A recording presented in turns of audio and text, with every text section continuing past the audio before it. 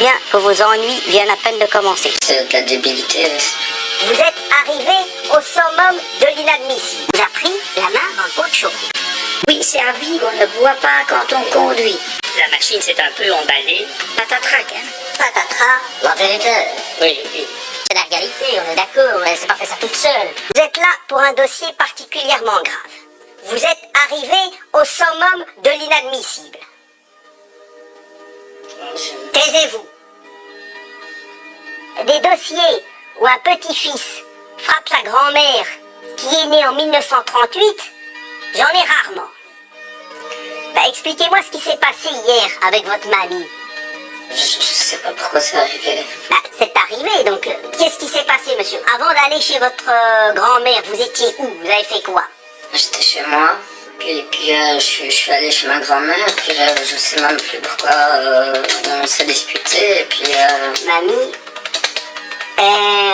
vous étiez déjà énervé en arrivant chez elle ou quoi? Non. Vous vous rappelez pas du motif de la dispute?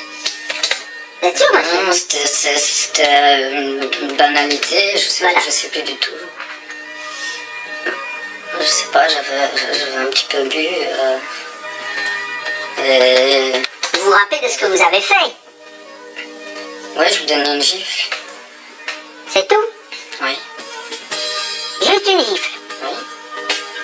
Et qu'est-ce que vous avez fait après cette gifle? Mais après, je me suis excusé parce que je pensais pas... Enfin, je comprenais pas pourquoi j'avais fait ça. Vous vous êtes excusé directement? Vous êtes excusé, vous avez donné un gifle, vous êtes excusé? Bah ouais, du geste.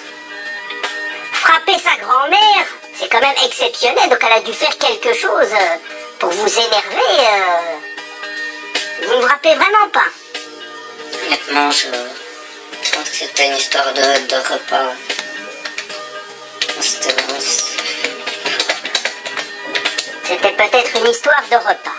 C'était mal compris, le ton a monté et... Puis j'ai eu ce geste maintenant.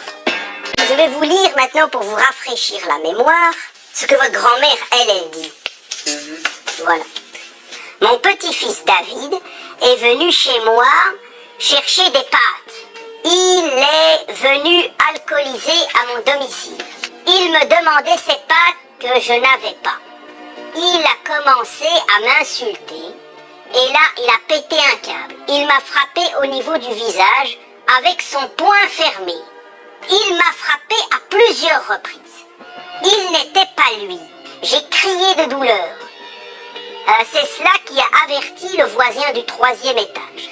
Madame, elle dit que vous lui avez asséné plusieurs coups de poing et résultat des courses, la pommette est gonflée. Donc ça ne vous rafraîchit pas un peu la mémoire, monsieur? Tenez. Je suis juste pas d'accord avec le point fermé. Mais vous avez donné plusieurs coups, vous avez dit que vous avez juste donné une gifle. Madame, elle dit que vous J'avais avez... donné deux, trois tapes comme ça. C'est la personne que j'aime le plus.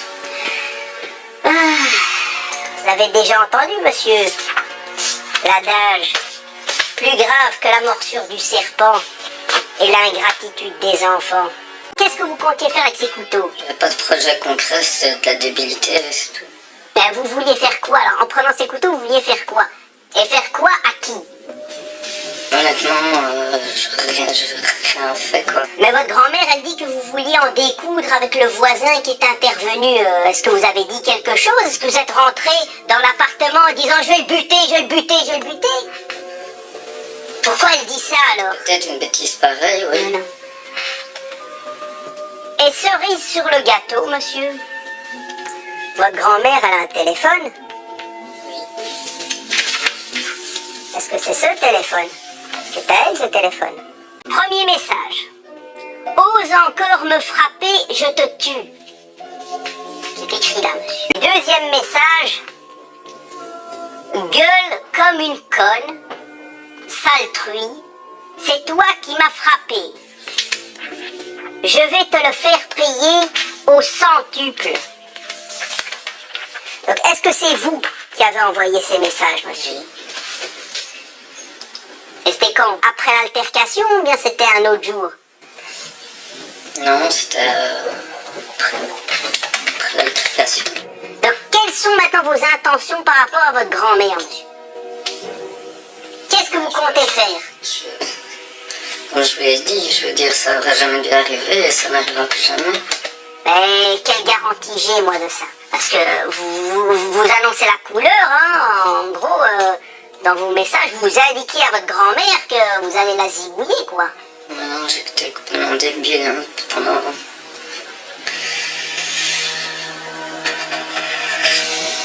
Jamais je ferais ça. Jamais je zigouillerais personne. Et vous étiez bien sous l'influence d'alcool pendant les faits? Vous aviez bu quoi, monsieur? Whisky coca. Une petite bouteille de 20 centilitres. Vous aviez juste bu ça? Peut-être une et demie. Mais c'est quand même... C'est 40 degrés. Hein. Oh, moi, j'y connais rien. Hein. Donc, vous savez vous faire un verre de whisky coca, mais par contre, vous savez pas vous cuisiner des pâtes. C'est ça que vous êtes en train de me dire, monsieur? Non, ce que je suis en train de me dire, c'est que je pétais un câble, j'étais débile. Et maintenant, quels sont vos projets d'avenir, monsieur? Faire une cure. Sauf si vous êtes mis en prison, quoi. Ouais, très bien. En prison, il n'y a pas d'alcool non plus.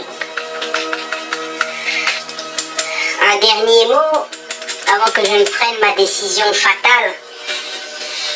C'était jamais arrivé, donc ça n'arrivera plus. Je veux vraiment me faire soigner, je veux faire ce qu'il faut. Et ma grand-mère, c'est la personne que j'aime le plus au monde. Je vous interdis de m'interrompre. Si vous me dites qu'il ne s'est rien passé, l'audition va être très vite terminée. Dites-vous bien que vos ennuis viennent à peine de commencer. Et pour que ce soit clair entre nous, pour éviter que je ne m'énerve inutilement, ce qui serait catastrophique pour vous, le dossier pour lequel vous êtes là ici, je signe sur un morceau de papier, vous pouvez couler pour 10 ans, monsieur. Donc, monsieur, vous êtes là parce qu'on vous soupçonne d'avoir chipoté dans 2 voitures, en cassant les vitres avec un marteau. La police intervient, vous êtes le seul dans la rue, on vous retrouve sous une camionnette, un témoin a tout vu, il a même tout filmé, et on retrouve sur vous un marteau et des produits pour voiture. Parce que monsieur, vous risquez 10 ans. Pourquoi? Je vais vous le dire, pour une éponge et du produit pour nettoyer les voitures. On vous a pris la main dans le pot de choco. Qu'est-ce que vous avez à dire par rapport à ça? Est-ce que c'est vous? Est-ce que qui avait cassé ces 2 vitres avec votre marteau? Est-ce que vous avez pris quelque chose dans ces voitures? Mais vous avez fouillé dedans. C'était à vous ce marteau, vous vous baladiez avec? Ou vous baladez avec un marteau, monsieur? Vous veniez de le trouver, et alors quoi? Donc vous avez trouvé le marteau, vous êtes dit tiens, je vais rentrer dans des voitures. Comment vous justifiez ça alors que vous êtes... Et qu'est-ce que vous aviez bu, monsieur? Vous avez bu une bouteille, vous avez combien? Une petite bouteille? Ouais, De quoi, comme une canette? là. Vous aviez quelque chose à fêter? Est-ce que vous pensez que votre grand-mère, elle aurait été contente que vous siffliez une bouteille de vodka et que vous rentrez dans les véhicules des autres? Premier placement en IPPJ date de quand? Quand vous aviez quel âge? Et vous aviez le statut de bande urbaine aussi? Les fichiers bande urbaine. Ça veut dire que vous étiez fiché comme vraiment gros méchant, quoi. Et mis à part boire de la vodka, monsieur, qu'est-ce que vous faites dans la vie? Est-ce que vous travaillez? Capacité de quoi? Si c'est incapacité de faire des faits et de boire de la vodka, ça, vous n'êtes pas en incapacité, hein. Ben alors en incapacité de quoi? C'était il y a longtemps, ça, monsieur. Vous avez trébuché, on vous a poussé ou quoi? Et vous touchez combien par mois, alors, monsieur? La mutuelle? Ben vous recevez de l'argent par mois. Alors comment ça se fait que là, tantôt, vous me disiez que vous n'aviez pas d'argent? Il va où, votre argent? Dites-vous bien, monsieur, qu'un jeune qui habite à Molenbeek, qui habite à Peterboss, qui habite à Laken, à Boxtal, qui habite enfin dans tous des coins comme ça, au mal, son premier ennemi dans la vie, c'est pas la police, c'est pas la justice, c'est pas le raciste, c'est les amis. À chaque fois que je suis dans le tram ou que je me balade dans ces endroits et que je vois des groupes de jeunes qui font les cons, je me dis quel talent gâché, non? Quel avenir gâché, non? Et monsieur, donc vous avez des problèmes de dos. Donc vous ne pouvez pas travailler, monsieur. Est-ce que vous faites des formations, monsieur? Ça, c'est dans votre tête, monsieur. Écoutez, vous avez tout le temps du monde, monsieur. Écoutez, c'est ça la vie, monsieur. C'est ça la vie. Que vous soyez détenu ou un jeune ou n'importe quoi, si vous voulez quelque chose dans la vie, il faut d'abord le vouloir dans la tête. Et puis le reste suit. Votre cerveau, il fonctionne encore un peu, monsieur. C'est pas du jus de noix de coco, quoi. Vous pouvez tout à fait faire des formations. Ça fait 2 ans que vous êtes dehors. Donc vous allez me dire que depuis 2 ans, vous baillez au cornet et vous ne faites rien. Vous vous baladez. Bah, figurez-vous, là je vais faire une parenthèse, monsieur, que ma mère aussi, elle a beaucoup de problèmes de santé. Ma mère, elle se réveille tous les matins à 5 h du matin pour aller travailler dans le nettoyage. Elle a son épaule qui lui fait mal, elle a de l'arthrite, elle a des varices dans les jambes, mais pourtant elle travaille. Elle touche son salaire, on retire 1 000 € de son brut pour vous le donner à vous, monsieur. Pour que vous ne fassiez rien de vos journées. Est-ce que vous trouvez ça normal? Les parasites de la société, les gens qui travaillent, ils en ont pas besoin. Ils ont besoin de gens qui en veulent. Moi, en tant que procureur du roi, je veux une société avec des gens qui en veulent. Et la question à 1000 balles, monsieur, quels sont vos projets d'avenir? Parce que moi, j'ai pas l'impression que vous avez beaucoup de projets d'avenir, quoi. Vous voulez une vie normale, vous voulez une vie de couple, une famille et tout, mais aucune femme voudra se marier avec vous si vous restez dans cette situation, quoi. Bonjour monsieur, vous arrivez ici avec un taux d'alcoolémie de 0,91 mg. Ça fait plus de 2 grammes à la piqûre, hein? C'est énorme quelque part. Comme votre taux est supérieur à 0,78 mg, la loi m'impose de limiter votre droit de conduire à des véhicules équipés d'un éthylotest anti-démarrage. Embêtant. Maintenant, cerise sur le gâteau, l'aspect financier. Pour 1 an d'éthylotest anti-démarrage, 3 200 € à peu près. Pour louer l'appareil et pour le programme d'encadrement. Alors, direz avec moi que ça vaut pas vraiment la peine. Alors, la petite excuse au passage, j'avais pas mangé, ça fait pas augmenter votre taux d'alcool le fait de ne pas avoir mangé. Sauf si vous mangez habituellement des tartines à la bière, mais autrement, ça change rien. D'accord? Donc l'excuse est pas bonne. Maintenant, je vais donner la parole à monsieur le procureur du roi qui va dire ce qu'il réclame à votre égard. Dominique risque d'être condamné à devoir équiper sa voiture d'un éthylotest pendant 1 an s'il souhaite encore la conduire, ce qui lui coûterait, sans compter les amendes, plus de 3 000 €. Je demande cette fois 2 000 € d'amende, 3 mois de déchéance et l'obligation de conduire un véhicule équipé d'éthylotest. Voilà monsieur. Donc, dites-moi. Vous ne direz pas qu'il y a 12 ans que vous n'avez jamais plus bu un verre et que vous n'avez pas pris le volant. Parce qu'on a été invité à un souper anniversaire, on a bu beaucoup d'alcool. Je me sentais pas bien vu que j'avais trop bu. Tant que vous n'avez pas installé le système sur votre voiture, vous ne pouvez pas conduire. Donc si vous ne le faites pas installer, pendant tout le temps durant lequel vous êtes censé ne conduire que des véhicules équipés d'un éthylotest anti-démarrage, vous ne pouvez pas conduire du tout. Si vous conduisez la camionnette, oui. Ah oui. Ça m'étonnerait que votre patron soit d'accord de mettre... Vous êtes en train de ressentir les effets que les gens ignorent très souvent, les effets de la nouvelle législation, de la nouvelle loi. Oui, Extrêmement sévère. Oui, je suis bien d'accord. On peut imaginer que si vous aviez su la gravité des sanctions que vous apprenez aujourd'hui, vous auriez fait plus attention. Vous ne pouvez pas y aller à votre place, hein. Vous en avez du temps, allez-y, quoi, vous raconterez après. S'il faut prendre un jour de congé, vous le prendrez. Ah, c'est mieux que de perdre son boulot. Oui, voilà. Informé. Ok, si vous n'y allez pas, patatrac, hein. Ah oui, je suis... Ah oui, on est clair. Vous savez ce qui vous pend devant le nez. Si vous recommencez 0,50, vous êtes dedans. Oui, c'est à vie que vous devez prendre la mesure de la situation. C'est à vie que vous devez retenir qu'on ne boit pas quand on conduit, qu'on risque, en conduisant dans l'état où vous étiez, d'envoyer quelqu'un au cimetière et de briser des familles entières et votre existence à vous accessoirement. Ça, vous devez effectivement retenir à vie. Oui. Vous n'avez pas encore tout à fait fini avec moi. Il comparaît devant moi pour être jugé. Vous allez prendre, cher monsieur, un autre ton. Je sais pas, j'avais un petit peu bu. Ouais, je vous donne une gifle. Hospitalisé aujourd'hui, il ne pourra pas comparaître devant vous. Sa grand-mère, qui est la victime, est aussi présente dans la salle. Elle a tenu à venir. Alors aujourd'hui, la famille essaie de le faire soigner. pour que plus tard, peut-être, adopter un comportement plus normal. Donc, il m'avait expliqué qu'elle ne va pas se constituer partie civile. Elle a tenu à venir aujourd'hui vous le dire de vive voix. Excusez-moi, mais il me paraît un peu étrange que vous puissiez prendre la parole pour madame, Non, je ne prends pas la parole la pour grand-mère madame. qui est C'est quand même la quelqu'un- victime de ces agissements. Enfin, bien. C'est quelqu'un de 81 ans, elle vous le dira elle-même, mais Oui, mais par... ce n'est pas un motif. Hein.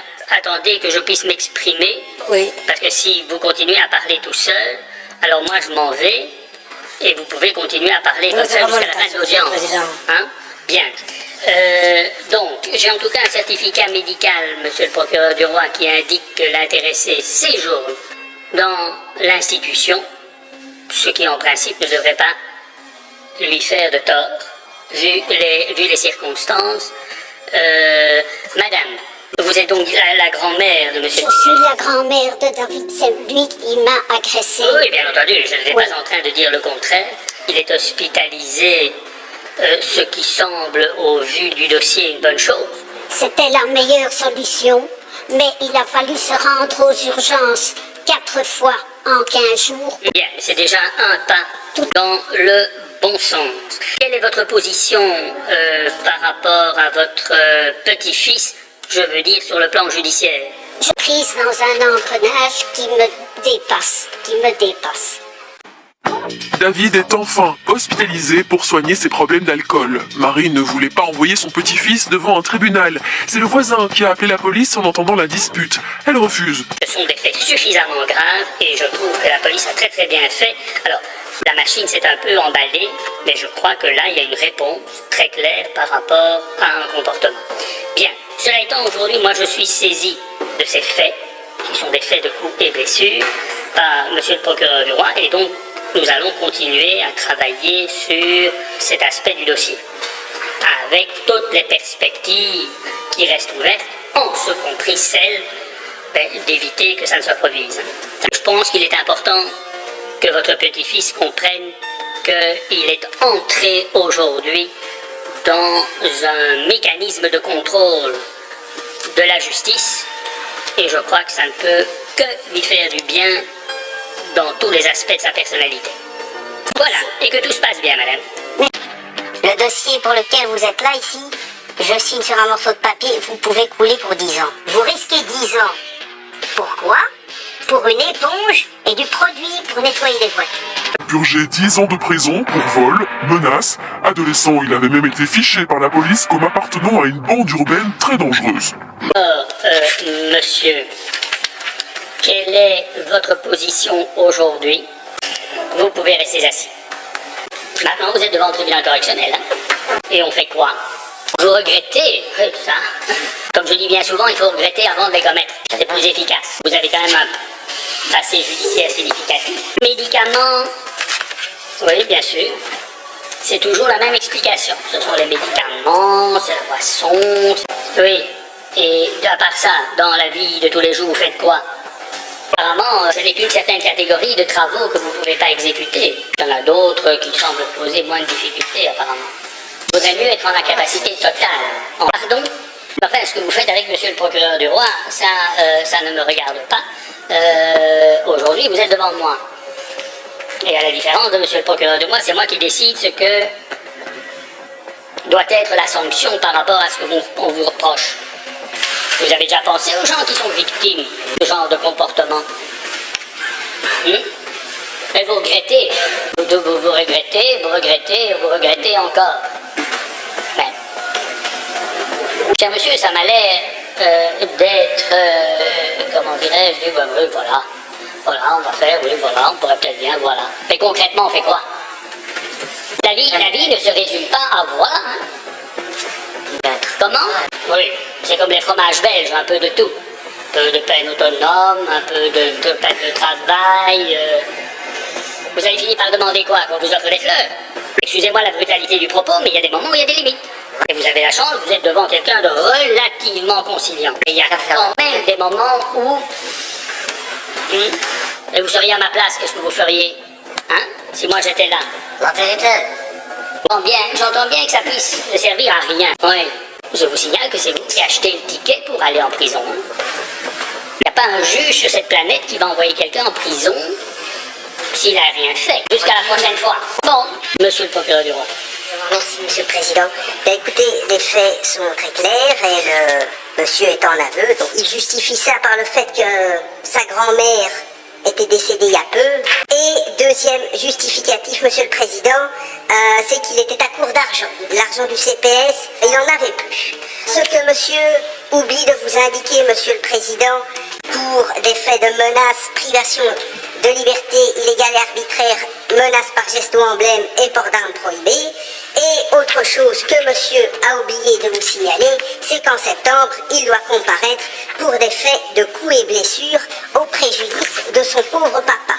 Voilà, Monsieur le Président. Donc, moi, je vous demanderai, à l'encontre de monsieur, vu ses antécédents, une peine d'emprisonnement d'1 an. Merci, monsieur le procureur du roi. L'avocat, le psychiatre ne dit pas ça, hein? Le psychiatre dit qu'il a reçu la visite. Et je suppose que il a été bien conseillé pour aller voir un psychiatre, pour voir comment on s'en sort. Le problème est la crédibilité de tout ça, hein? Mon souci, c'est la crédibilité, hein? Moi, je n'ai pas spécialement envie de vous envoyer en prison. Mais si j'opte pour autre chose, il faut me donner au moins du grain à moudre. Il ne faut pas faire des papiers pour le plaisir de faire des papiers, pour que le dossier termine ma phrase, si vous voulez bien. Papier, oui, ben ça fait qu'on est allé chez le psychiatre. On va chez le psychiatre comme on va au quick, alors. Hein? Les résultats sont mauvais dans les deux sens. Ça, c'est un commentaire personnel. C'est ça tout le problème, hein? Ah bon, vous êtes sorti quand de prison? Comment? Oui, mais il y a longtemps. Mais oui, mais répondez à mes questions. J'ai l'impression que je vous dérange. En 17. Monsieur le procureur du roi, vous souhaitez réagir par rapport à ça?